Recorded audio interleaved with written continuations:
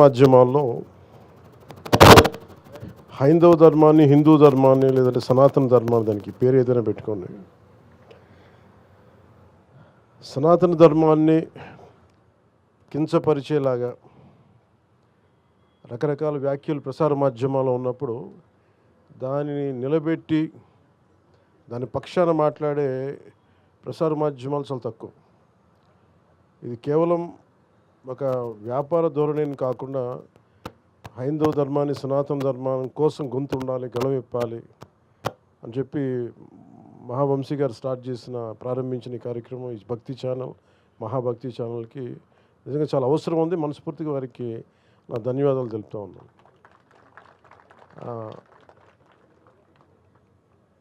మనం మహాభక్తి అంటే నేను వారికి చెప్పదలుచుకుంది ఏంటంటే, ఈ ప్రోగ్రాం ద్వారా ఎప్పుడు మన హిస్టరీ, ఎప్పుడు కూడా మన చరిత్ర స్కూల్లో మనందరం నేర్చుకుంది కానీ, ఇప్పటికీ నేర్పుతుంది కానీ, మన ధర్మం తాలూకు లేదంటే మన చరిత్ర తాలూకు గొప్పతనం ఎవరు చెప్పరు.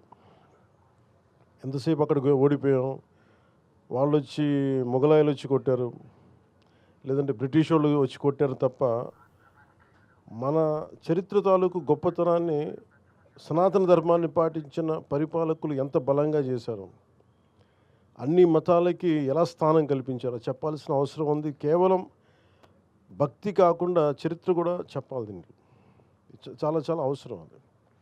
ఉదాహరణకి నేను మొన్న మదురై మీనాక్షి అమ్మ టెంపుల్కి వెళ్తే అక్కడ పూజారులు లోపల చూపిస్తా, ప్రధాన పూజారులు ఎలాగ మధుర మీనాక్షమ్మ మూల విగ్రహాన్ని ఎలా దాచిపెట్టారు, ఈ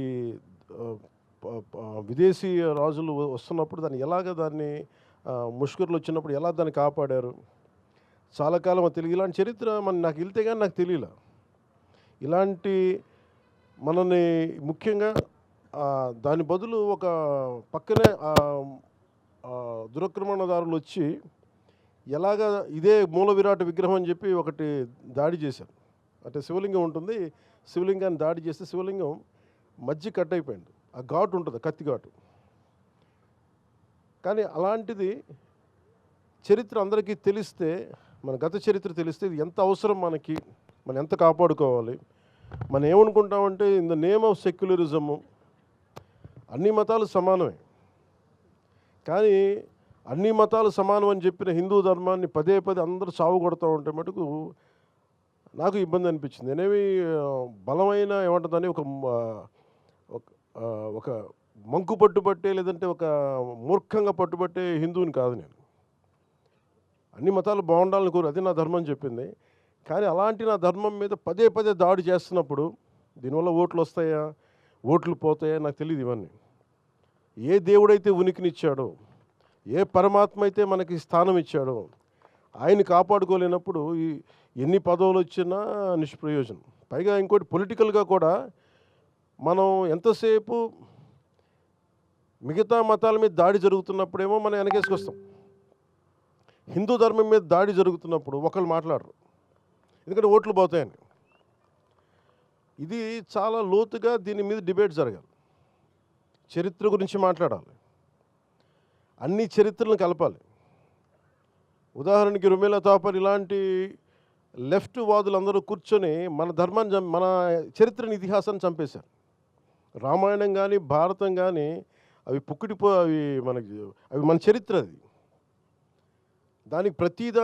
దానికి ఆర్కియలాజికల్ ఇది ఉంటుంది. ఇవన్నీ కాకుండా నేను చదువుతామని చాలా గొప్ప ఆశ్చర్యంగా అనిపించింది. మన కురుక్షేత్ర యుద్ధం ఎప్పుడు జరిగింది? It can be proven by astrological timeline. ఏ గ్రహాలు ఏ కక్షలో ఉన్నప్పుడు జరిగినాయి, నక్షత్రాలు దిశ ఎట్లా ఉన్నది, అలాంటి సమయంలో ఈ టైంలో జరిగింది అనేది మనం ఇప్పటికీ ఇప్పుడు వచ్చిన కంప్యూటరైజ్డ్ ప్రోగ్రామ్స్ ద్వారా ఒకసారి వెనక్కి వెళ్ళి చూసుకుంటే చాలా బలంగా మన సాక్ష్యాధారాలతో ఉంది. వేగ్గా శ్రీరామచంద్రుల వారు ఎప్పుడు పుట్టారు, దానికో ఈ పలానా నక్షత్రంలో పుట్టారు, ఈ టైం లైన్లో, ఇది మీరు తిరిగి వెనక్కి చూసుకుంటే it will be backed by scientific data. So అది మన చరిత్ర. అది దీనిని ఒక్కొక్కళ్ళు కూర్చొని దీన్ని వెటకారాలు చేసేవాళ్ళు, కించపరిచేవాళ్ళు, ఇవన్నీ చూస్తుంటే నాకు నిజంగా చాలా ఇబ్బంది అనిపిస్తుంది. అంటే నాకు ఒకసారి ఏమనిపిస్తుంటే ఓట్లు రాకపోయినా పర్లేదు కానీ నా ధర్మాన్ని నేను కాపాడుకోవాలి. ఇది నేను ఖచ్చితంగా తీసుకున్న నిర్ణయం. ఇలాంటి తీసుకున్న వ్యక్తులు చాలామంది, నేను ఒక్కనే కాదు, చాలామంది కోట్లాది మంది తీసుకున్నారు. వెటకారాలు చేసేవాళ్ళు ఎక్కువ. మీరు ఊహించండి, ఇంకే మతం చేసినా మళ్ళీ మన అన్ని జోకులు పడవు. హిందూ ధర్మాన్ని తిట్టేది ఎక్కువగా హిందూ ధర్మం మీద గౌరవం లేని హిందువులే. వెటకారాలు ఎక్కువ మనకి. అదే మీరు కూర్చోబెట్టి ఇంకే మతం గురించి మాట్లాడదామని మళ్ళీ భయం, వచ్చి ఇంట్లోకి వచ్చి కొడతారని భయం అంతే, లేదా ఓట్లు పోతాయని భయం. నేను వంశీ గారిని ఏం కోరుకున్నానంటే, హైందవ సమాజానికి మీరు పరిరక్షించే దిశలో మీరు ప్రోగ్రామ్స్ ఉండాలని నేను కోరుకుంటా ఉన్నాను. ఎందుకంటే మనకి మొండిగా మూర్ఖంగా నేను మాట్లాడమని నేను అడగట్లేదు డిబేట్స్, కానీ రేషనల్ తోటి, లాజిక్ తోటి, ఒక హేతువుతోటి ఈ ప్రోగ్రామ్స్ మీరు, ఇది చాలా అవసరం. ఇది మూర్ఖమైన భక్తి కూడా మంచిది కాదు. అసలు ఏమంటుందని రేషనల్, ఒక లాజిక్ లేని, హేతువు లేని భక్తి కూడా మంచిది కాదు. హైందవ ధర్మం ప్రతిదానికి నిలబడద్దు, హేతువుకు నిలబడద్దు, పారిపోదు, మూర్ఖంగా చెప్పదు, ఇదే మన పర్మనెంట్ సొల్యూషన్ చెప్పదు. It is ever evolving religion. నిత్య నూతనంగా తనని ఆవిష్కరింపజేసుకునే ధర్మం సనాతన ధర్మం. అందుకని ఇలాంటివన్నీ కూడా నెక్స్ట్ జనరేషన్కి చెప్పాలి, కమింగ్ జనరేషన్స్కి చెప్పాల్సిన అవసరం ఉంది. మన చరిత్ర గురించి చెప్పాల్సిన అవసరం ఉంది. నైస్ డిబేట్స్ దీంట్లో రావాలని కోరుకుంటాం. మనస్ఫూర్తిగా హైందవ ధర్మాన్ని నిలబెట్టే ఈ ఛానల్ మనస్ఫూర్తిగా చాలా దిగ్విజయంగా ముందుకు సాగాలని కోరుకుంటూ, ప్రతి ఒక్కరికి, ఇక్కడ ఉన్న టీం అందరికీ కూడా, ప్రతి ఒక్కరికి పేరు పేరున నేను నా శుభాకాంక్షలు తెలియజేస్తా ఉన్నాను. It's a great opportunity. నాకు కూడా చాలా గొప్ప అవకాశం ఇది.